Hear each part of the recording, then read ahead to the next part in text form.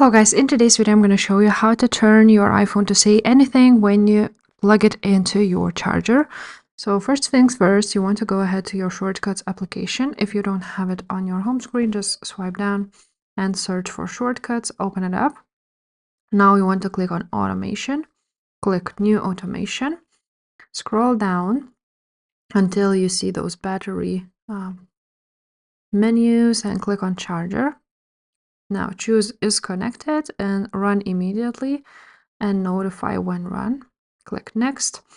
Now at the top you will see this speak text. You want to go ahead and click on it, write down the text which you want the voice to say.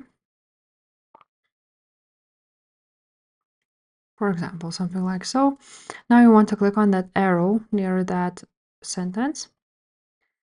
Wait until finished. Rate, pitch. You can choose a pitch to be higher, choose your language, and choose a voice. So for example, let's choose Martha, and that's basically it. Click done. Now you have this automation, and when your iPhone is connected to power, it speaks the text.